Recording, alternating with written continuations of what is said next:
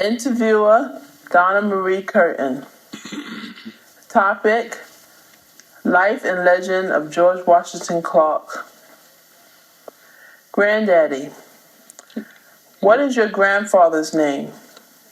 My grandfather's name, Peter Grimes.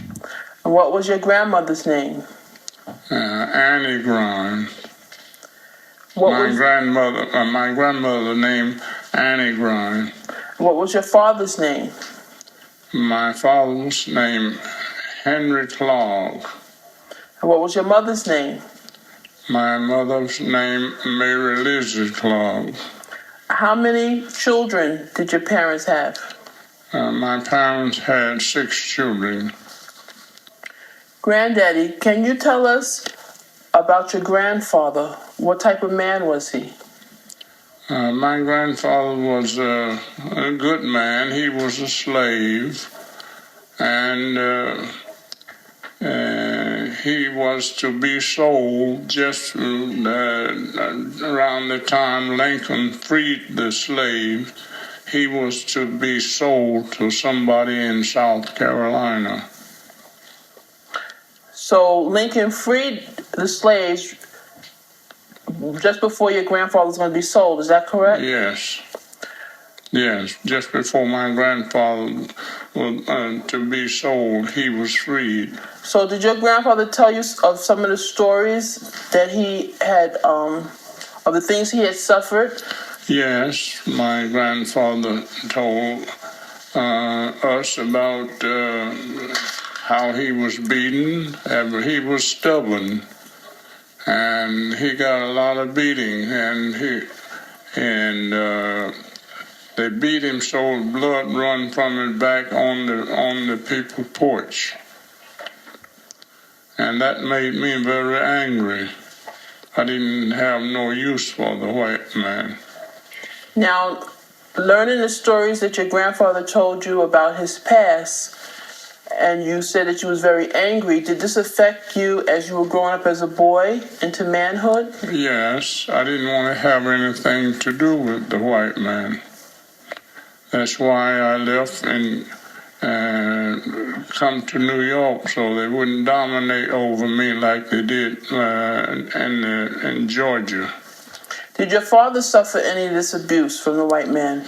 Well, he didn't talk about that, but most every black person, he didn't talk about the abuse because he come along at a different time, and my grandfather the one that suffered, and of course I suffered it just about as much as my father suffered. In what way did you suffer? I was working for the white man, and he paid the salary, and what they was paying us, we couldn't even exist. We couldn't live out of what they was paying us. They wanted to keep us down, although we wasn't slaves like my grandfather. They couldn't take us and sell us, but the way they treated us, they treated us about the same, because the wages we was working for after slavery, it was such a little bit, and every year we make a settlement with the white man, we come out in his debt, and we couldn't leave until we pay him. All right, I also like to know, at what age were you when you first started working? Well, I started working shortly after my father died. I was 12 years old when my father died, and I was taken out of school when I was 14 years old. So what grade did you complete? Work. What grade did you complete? What grade? Third grade. Mm-hmm. And so as a teenager, you worked in the fields? Yes, I worked in the field. Where were you picking cotton? I was plowing and cultivating the ground. And then after, in the fall of the year, we gathered the crop together. We harvest the crop. Your father worked with you? Yeah, well, my father was dead. They taken me out of school after my father died, and I had to go to work with my brother. And he and I were running the farm, and we wasn't doing so well. Did you own the farm, or you worked for someone? No, we were renting the land. And things got so bad we couldn't pay the rent, so we decided to go into another county, and we was introduced to another farm, a white man. We had our own farm, but we didn't own the land, we was renting. And so we gave that up and went into another county, Jasper County, and we were sharecropping.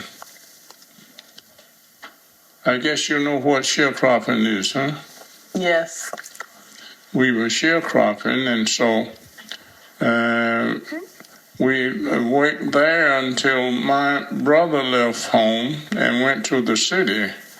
Who took care of your mother and your sisters? Well, I took care of them until I stopped farming, and I took them to the city, to Atlanta, Georgia, and we established ourselves there. I took them there when I was 18 years old, and we rented a house there in Atlanta. And for a year we rented this house, and we saw a house for sale. So I bought the house for my mother when I was 19 years old. Your mother helped you buy the house? No, she didn't work. So you, as a young man, did this? I was 19 years old when I bought the house. Granddaddy, how did you earn a living when you left the farm as a sharecropper? I went to the city, to Atlanta, Georgia, and I got my first job was a porter job in a department store to clean up the place as a porter, and then I got another job.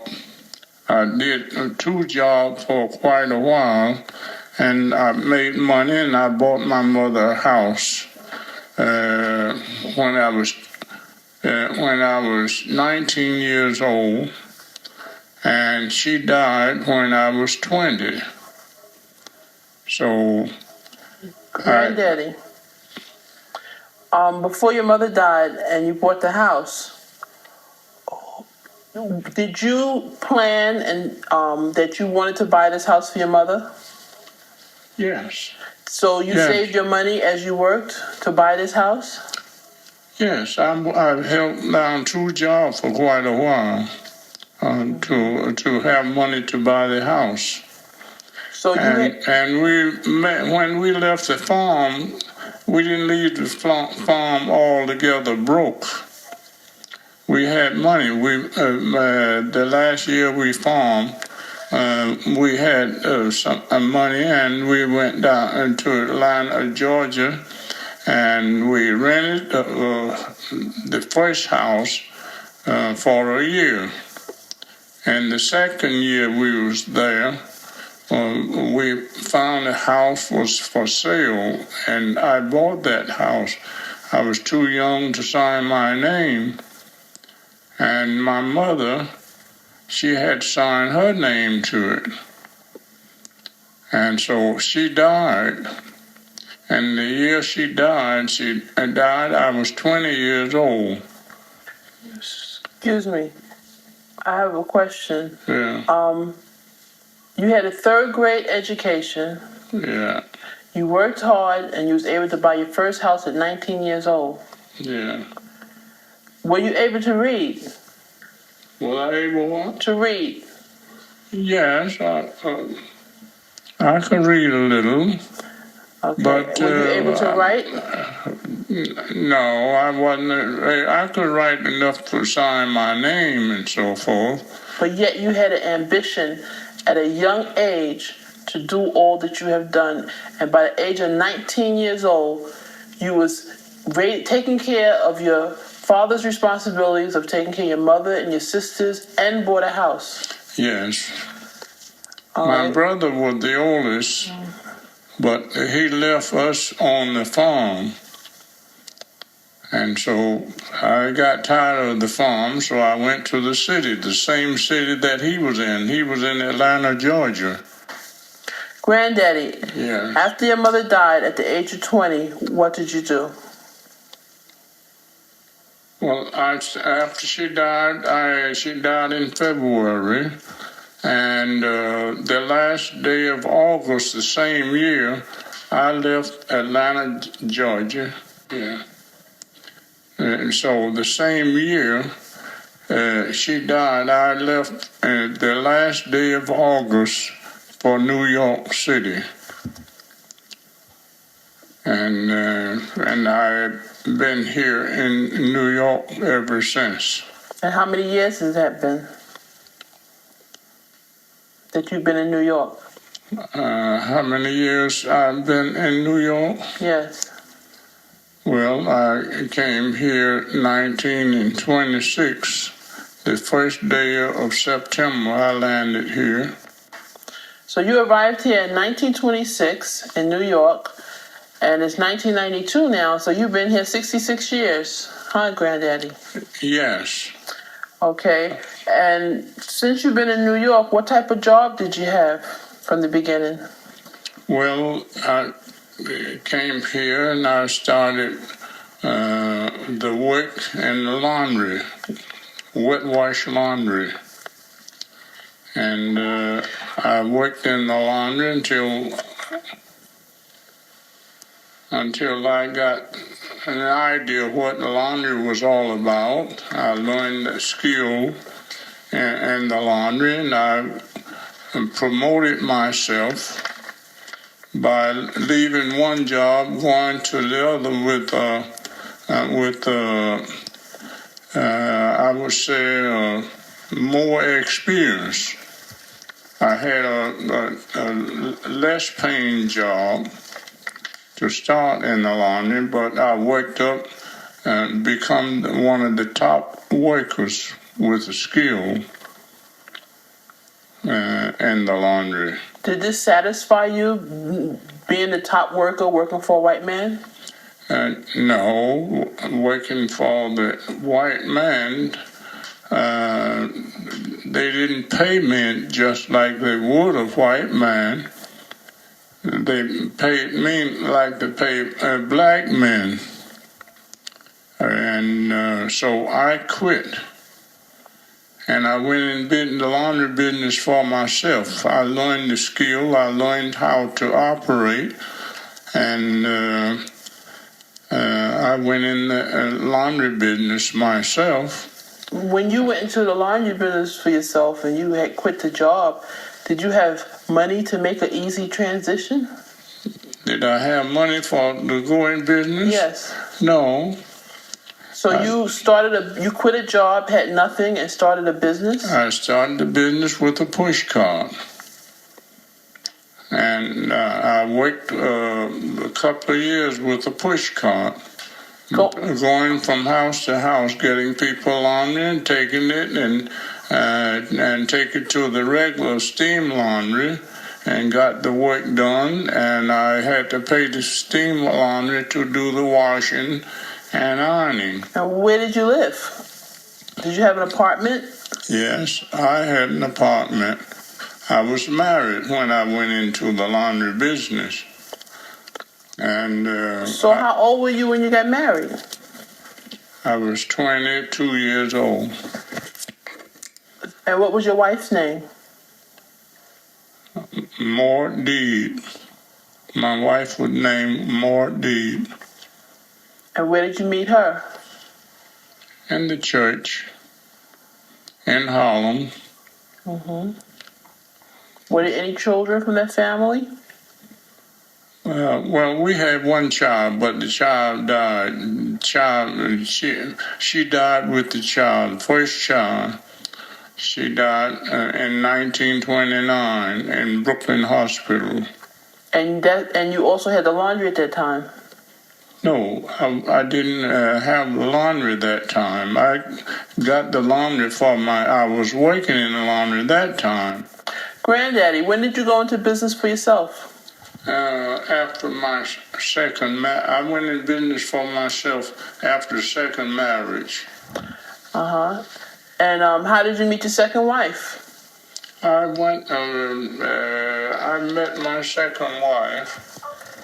I met my second wife by going to Philadelphia. Well, I was inspired to go to Philadelphia to look for a wife. So I went down to Philadelphia, and the first day I went there, I met my second wife. I saw her, and I wanted to meet her and talk with her. So it was love at first sight? First sight, yes. So did she love you at first sight? Yeah, she did, because she put forth special effort and put herself in a position where I could come over and talk with her. Mm-hmm. She left the other girls and went over, and after she went and got into herself, I walked over and talked with her. And from that on, I was running back and forth to Philadelphia until we got married. Okay. And after you got married, what was your wife's name, the second wife that you married? Dorcas Edwards.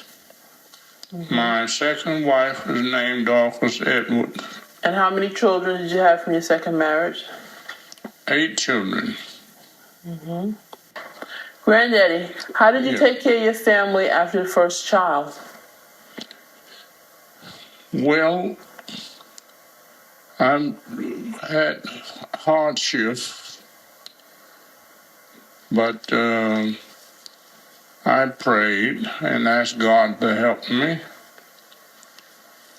And I told God, if He gives me just an inch of blessings, I think I can make it. So I went to the welfare and asked for help and explained my condition. And they gave me not a check, but a voucher to go to any grocery store in my neighborhood and show that voucher. They let me have a grocery on that voucher. And I did that, and they gave me whatever I asked for, and I gave them the voucher.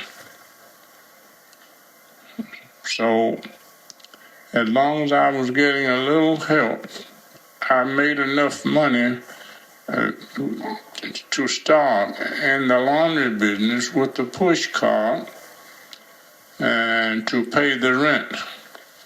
They gave me money for rent, but what they gave me, we couldn't live off it, but I was bringing in a few dollars every week myself from the laundry.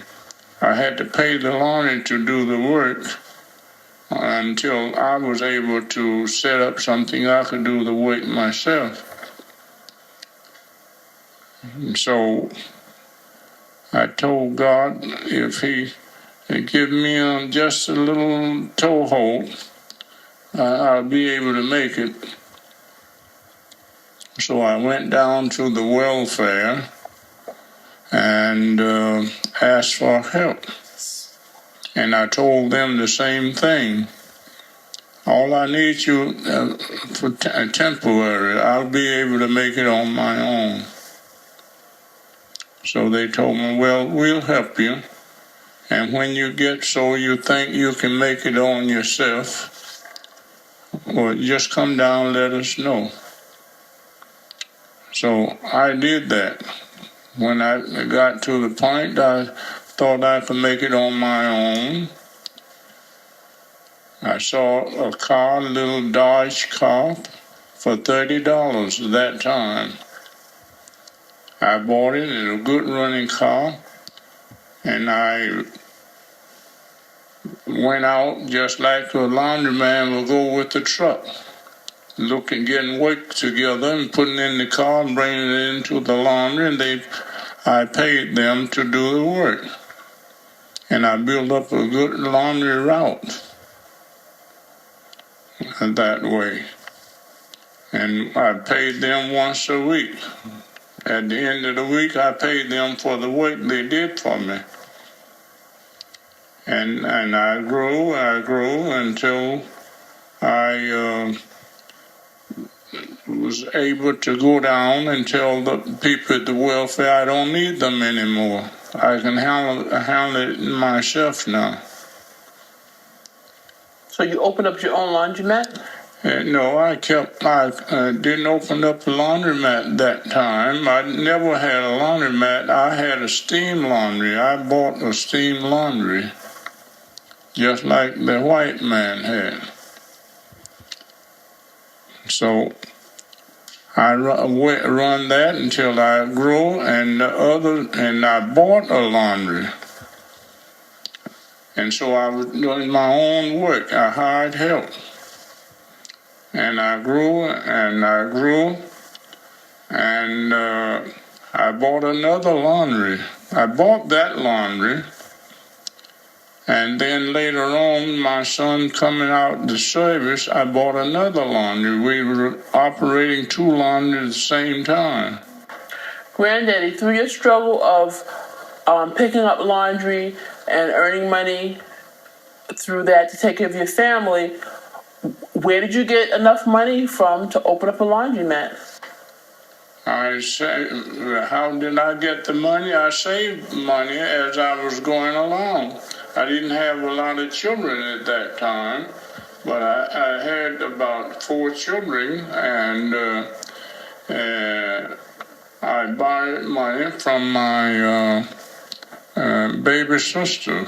I sent down to Atlanta, Georgia. She and her husband loaned me some money to help me to start with the plant. And I got that money. I bought this laundry, and with the equipment there. So I borrowed more money. I borrowed money from a friend here, $100 to give Con Edison, so I have power. It was operating by electric, pulling the plant. So I worked until I got to the place that I could pay my own bills.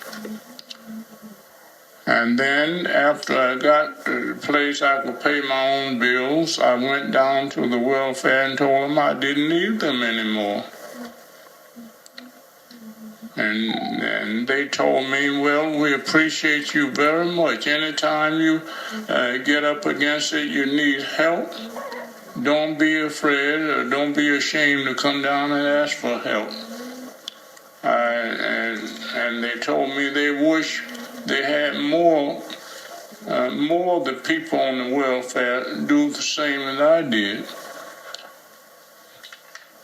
So I thanked them for helping me. And they thought I was very honest. All right, Granddaddy, in opening up your businesses, did you have to have a license to do so? Yes. Did you have one? I had to have a license, though I started without a license because I didn't know I had to have a license. So what did the city or whoever was responsible for, how did they treat you? The inspector come out and saw I had a business going and wanted to know about my license. Where's my license? I didn't have no license, so he gave me a summons. Did that cause you to quit and close down? No, I took the summons and went down to court, and they want to know why I didn't have license. So I told them I didn't know I needed a license. Well, the judge said, well, you have to have license. We're not going to shut you down, but we'll give you an opportunity to get licensed. When you get the license, you come back home. Granddaddy, how many years did you have your steam laundry? Oh, must have been about 15 years. Did you work it alone? No, I had help. I had people working for me. I couldn't run it myself alone. I owned the laundry. I didn't have no partnership but my wife. Did your wife work with you? Sometimes she come down and gave a hand while the children in school. But she didn't stay long. She waited on the customers while I'm in there working and with my help. And so my oldest daughter took care of the books. She was my bookkeeper. And she was in high school at that time. But I always brought the books home at the weekend. Which daughter? What was her name? Wilhelmina. Granddaddy, were there any other children born at that time? How many children did you have born at the time of within a 15-year span? I think Margot. They all was born after. All the children were born. Some were born before I went in business.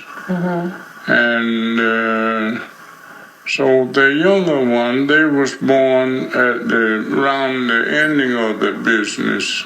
So all your children didn't actually work in the laundromat, did they? No, I don't think Tam ever worked in the laundry. So what did Tam do? She come down there and play with the other children in the neighborhood. Okay, so Tam was the baby. Yeah, she was the baby. Okay. After your 15 years in a laundromat, what was your next course of business? Well, I bought a big truck. I bought a big truck, and I still was handling laundry, but I was picking up laundry from Chinese hand laundries and things, carrying the work into a regular steam laundry, and they wash it, and I take it back to the customer, and I was working on a percentage base with my own truck. Granddaddy, why did you leave the laundry business? Well, the laundry business went bad after these laundromats opened up.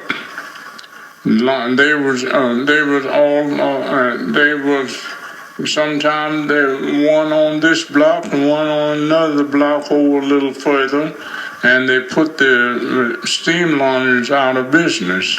So were you still living in an apartment at that time?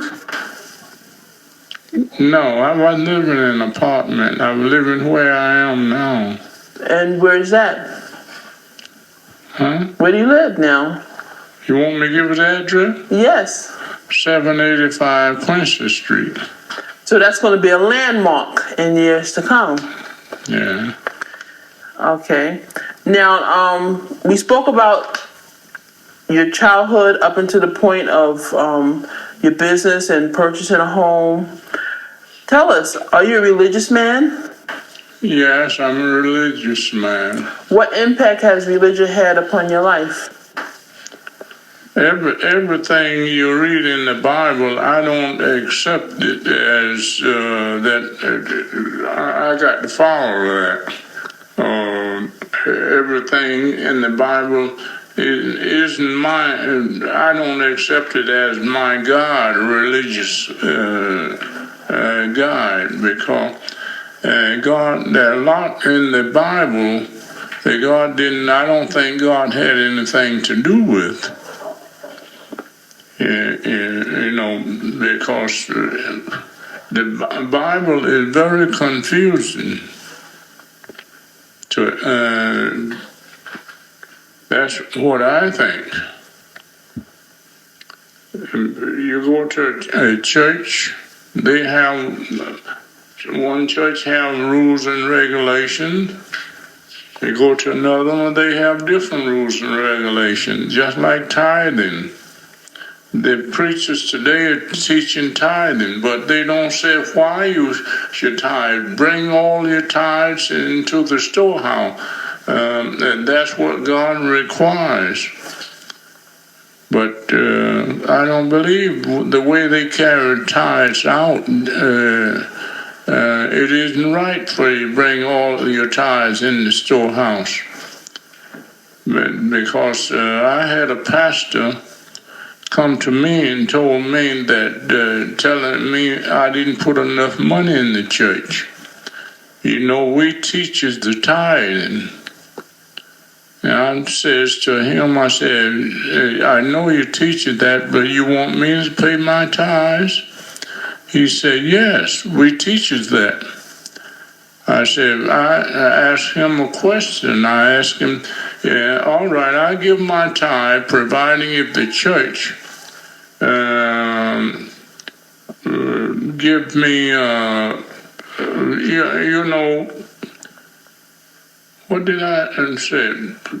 I'm supposed to draw, if I get sick or something, I may give in the tithe, the church supposed to come see after me if I get out of a job and my family in need. I asked them, would the church pay my rent? Would the church put food in my house if I lose a job or if I get sick? He said, no, brother, the church won't do that. I told him I wouldn't give my tithe. Now, that's in the Bible, but I don't go by everything in the Bible. I'd be one of the poorest people in town. So I let him know that I wasn't going to give my tithe. That's what the tithe meant. So that's a clear example of man again distorting the word of God or holy scriptures. Everything in the Bible is not holy scripture. It isn't holy, but they call it holy scripture. I don't think they're holy scriptures. A lot of things in the Bible, man put there themselves. And one thing I notice about the Holy Bible, you don't see a black picture in that whole Bible. Everything is white. So we left out. That's the way I see it. So when you read it, does any of it help you? Huh? What helps you from it when you read it, when you know it wasn't really written for you? What helps me is when I read the blessing and how God bless you and so forth. Now, we are taught that rich man, you can't go to heaven if you're rich. But I don't believe that. Because that's white man taught. And the Bible teaches you to be whoever got authority over you, you be humble to them and everything. Just like we go to work or something like that, why, we got to take orders. But they didn't say, well, that person is right or wrong, but take orders from those who have authority over you. And some of these people, I believe the white man put that in the Bible. The Bible written by white people, not by black. I don't think the black had anything to do with the Bible. That's the way I see it. So, Granddaddy, Yeah. in essence, from what you're saying about how the white man wrote the Bible and the part about obeying the rule, obeying people that have the rule over you, and it doesn't state whether you're good or bad. So, do you find that in your daily living of struggling through work and acquiring wealth, that the rules that are the laws that are set here in the world for us to live by, do you feel that that coincides with what you just said about, even though the laws are not to the best of your interests, the laws are not fair, do you feel that a man should have a choice in following these laws? Well, he should be able to reason enough to understand more than they do understand, or to follow a preacher. Most of the leaders of the churches today, they're there for their interests. Most of the preachers, it's an organization, and they get all they can out of that organization. They can. So just as you have made your decisions on how to discern the scriptures, you also have learned how to discern decisions in life in dealing with the higher authorities in government and the Yes. rules that they set forth. Because if you was to follow their rules, would you be where you are today? No, I wouldn't be where I am today. They wouldn't even notice me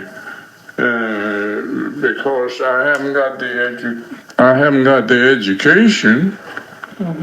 And they just place me out there as somebody that have to take orders from the other fellow to exist. So in other words, you have to be practical in all things that you study and all rules and regulations. You have to take the practical side out of it and apply it how you feel is best. Yes, and if I don't want to live by the other fellow's ideal, I don't have to. Do you feel in doing this it's against God? No, I don't think it's against God, because God don't have a lot of things that's going on in church. I don't think God have anything to do with it. Granddaddy, you say you believe in the Bible, but do you believe in all the teachings in the Bible? No, I don't believe in all teaching in the Bible, because the Bible it isn't a teaching, but it gives you history. The Bible gives you history, and they give you poetry and all. So you don't have to believe in all that, the poetry, and but when the Bible is speaking direct to the people about how to live and how to please God, that's all I'm interested in. That's all I'm interested in. And that's why we have so many different denominations of churches today, because we believe different. And Granddaddy, in reading your Bible, we speak of worship and pleasing God. How has that aspect of the Bible helped in molding and building your character? Well, you have to You have to study the Bible and know the Bible, and you have to pray and ask God to help you to understand it, because it's so confusing. And it's hard for one man to explain all the purposes that are in the Bible. Hard for a minister to explain, because there are so much contradiction. That's why we have churches with so many different names, because they call themselves getting the church. The name is the church. getting it out of the Bible. Go to the Bible. We set up a church here and name it St. John or St. Paul or something like that. St. John, St. Paul is just a man like you and I. A preacher, first pastor, I remember that they had in the church that I was going to, that was down in Georgia.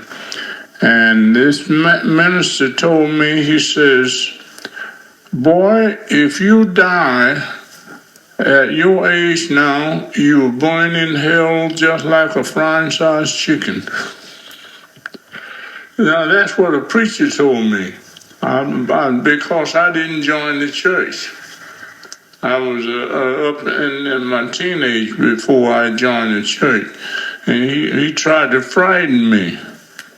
If I die at the age I was that time, I'd burn in hell like a frying-sized chicken. Do you go to church now? Granddaddy, do you go to church now?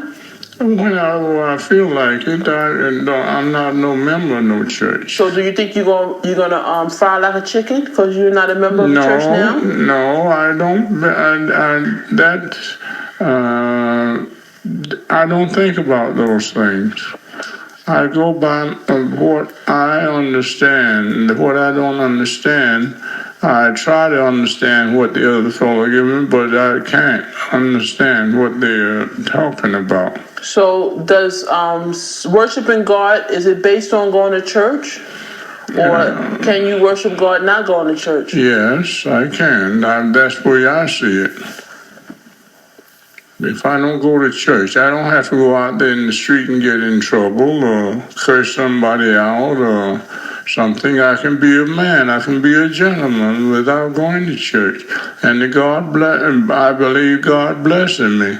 I'm getting more blessing now than I was getting when I was going to church because I put in the other half of my pay in church. And it didn't have that meaning to me, but I was just trying to obey their leadership. So what principles from the Bible that you got that you feel that God is blessing you? Well, He gives me health and strength, and I'm making a much better living now than I was making before. And God talks to me. He tells me to visit the sick. Jesus taught that. He said, when I was sick, you visit me not. When I was naked, you clothed me not. I believe all of you remember that, huh? Well, I try to help the sick. I try to help people that less fortunate than I. So I believe I'm living the way God wants me to live. I'm not saying I'm living according to everything in the Bible, but I believe I'm living according to the way God wants me to live and according to my understanding. But I'm not going to go and dump 10% of my salary or my income in the church because the pastor said do that. I got brains as well as he has. Okay. That concludes the religious aspect of your life. Granddaddy, I'd like to know, the dreams that you've had and the goals that you want to accomplish, do you feel that you have accomplished those dreams and goals, or do you have more dreams and goals that you want to accomplish? I'm working on them. I'm looking to go much further, and where there's a way, where there's hopes, there's a way. How much further do you want to go? As far as I can. I didn't limit myself. For as God will let me go, I want to go. Granddaddy, I would like to, for us to review some of the blessings that we discussed earlier that the Most High has bestowed upon you. From the age of 14, you had a third grade education. You didn't go any further than that. and you raised your father's family after your father's death. At the age of 19, you purchased your mother a home, and after she passed, when you was 20, you moved on to come to New York, I believe. Is that correct? Yeah. And when you came to New York, you had a steam laundry. No, I didn't get the steam laundry.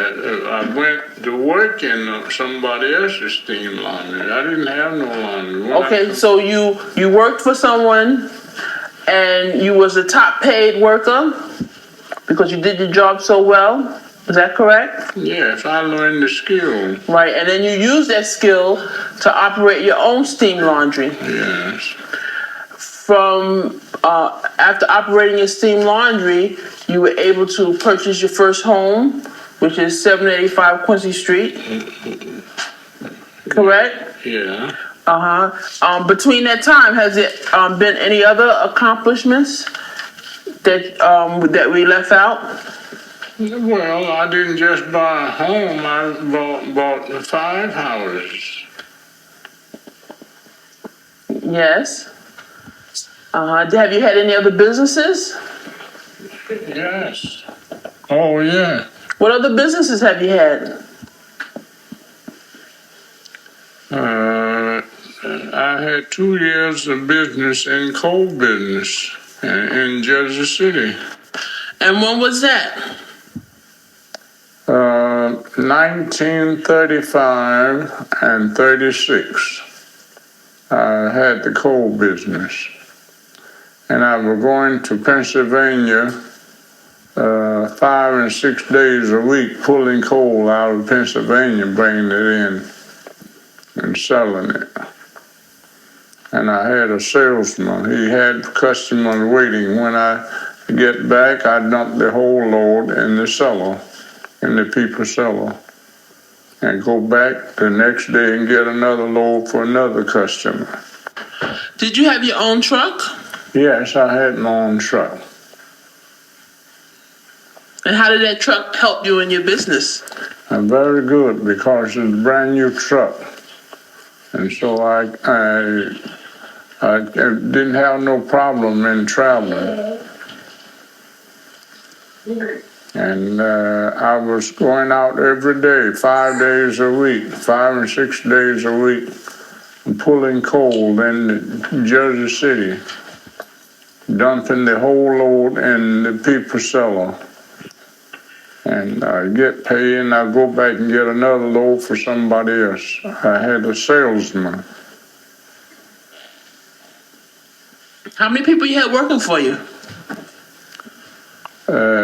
2 people. They're waiting for me to come back, and they meet me at their house, and I take them, and they go, and we unload the truck, and putting the whole load in people's cellar. And they pay me there, and I get to go home and get a little sleep. And I get up the next morning around 3 or 4 o'clock and get headed for Pennsylvania, go back to the mine. I was doing 300 miles a day with the truck. And after the laundry, I went into the trucking business. And I was moving people for the city. I moved at Mega Everest College, where they are. And I did moving for the youth in action. You know the youth in action. Yes. Well, I did all of their moving when they were setting up. George Washington Clark, a good and faithful servant of the Almighty God, who has shown us from a prime example how to discern truth and overcome the many obstacles of life. Happy 87th birthday, Granddaddy. Granddaddy, we thank you for this historical interview, and we love you. I love you too. Thank you. And this is a moment that will live on forever in the lives from generation to generation. Thank you.